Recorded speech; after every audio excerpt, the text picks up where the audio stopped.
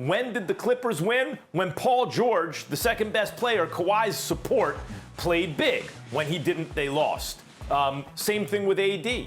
The Lakers, when AD imposed himself on the game, the Lakers win. They won. When he didn't as thoroughly, the Lakers lost.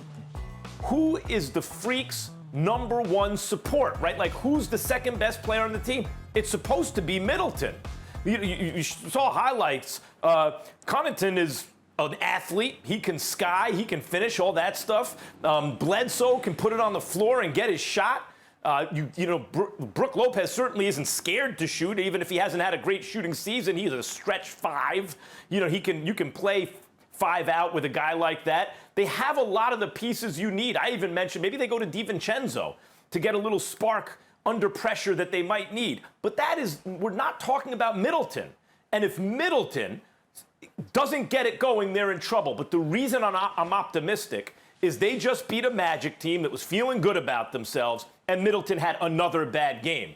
We know Middleton can play. We've seen him play well in the past, even in playoff games. So I'm optimistic for the Bucks that given everything else they have, when Middleton, I think, inevitably comes around, that's the missing piece. They're going to be tough to beat, especially if guys like Bledsoe and DiVincenzo have a little experience having to do a little bit more. Now you got Middleton back to his normal self, and they're going to be tough. I think Miami's a great series. Miami could easily win, but I am satisfied that the Bucks are trending towards who they really are. The Bucks are trending towards who they really are, the number one seed in the NBA with the reigning league MVP, and you think they're trending and they could win. Wow, you really stepped out on a limb there, Max Kellerman. I mean, please. Here's the deal. The fact that we heard you talk. Let's zip it, okay? Here's the reality of the situation. You just keep talking. We wish we knew how it was because you gave us about 7 different points. I'm going to stick to one. Chris Middleton, 2 points. 2 points. That is not going to help you beat the Miami Heat. You cannot have your second best player in the midst of a $180 million contract, getting over $30 million a year, scoring 14 points in a subpar performance in game 1, playing 8 subpar regular season games in the bubble, and then come to game 2 with 2 points and think that that's going to beat Miami or Toronto.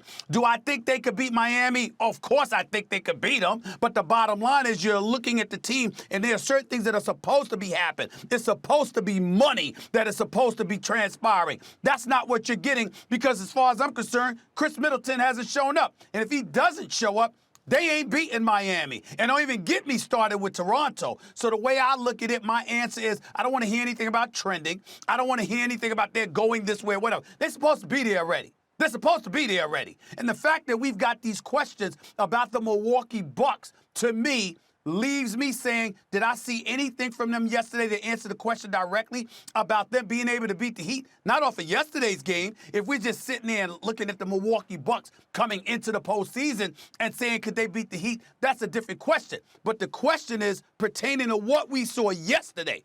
What I saw yesterday from the Milwaukee Bucks is not nearly enough to get it done against a Miami Heat team. I don't believe that is the case.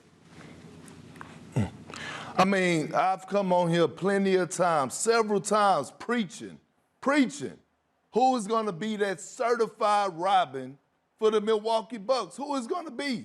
Is it going to be Eric Bledsoe? Is it going to be Chris Middleton?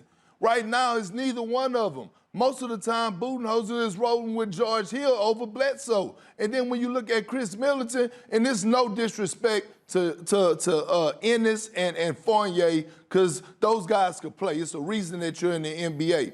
But if you're struggling, if you're Chris Middleton, and you're struggling to get your game off against a depleted Orlando Magic team that is missing Aaron Gordon, and you're struggling with them, and you think you're about to go mess with those goons from Dade County in Miami, and Jay Crowder and Jimmy Butler and Andre Iguodala and Bam out of the Bayou, well coached by Eric Spoelstra, you crazy.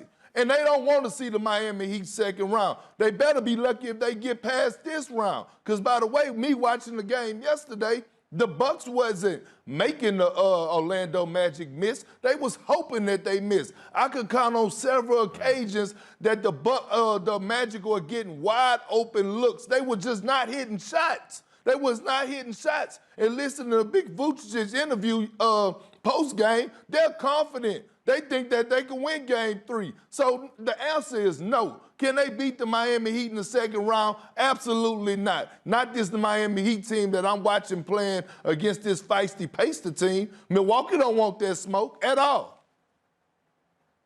Look, you guys are acting like Middleton's never going to come around. Middleton, throughout his career, he didn't start out as a star. He doesn't have the talent that some other all-stars have. He made himself into an all-star. His talent doesn't jump out at you. He made himself into a really good two-way player and one of the best guards, one of the best two guards in the league. I'm in the same place. Here, let me spell. I'll use sock puppets next time for you, Perk. Here, let me spell it out for you. I don't believe Middleton is going to stink throughout the entire bubble. I believe Middleton is going to get his game up because he's made a career of that. He's made a career of improving over time. And it would be shocking to me if he spent the remaining regular season games in the bubble and then the entire first round and then the next round as a subpar player. That has not been him throughout his career. You're right about the Magic not having Aaron Gordon, who's a good player. But I believe they're going to beat the Magic, and I believe Middleton's going to come around. Yes. Yeah, he's going to step his game up on Jimmy Butler, right? One of the best two-guard defenders, one of the best wing defenders in the league. Yeah, that's when he going to come around, right? He's going to step his game up against him. Are you crazy? Do you see what Jimmy Butler and the Miami Heat doing to T.J. Warren right now? What? What you said? He's got the rest of this series to come around. Yeah.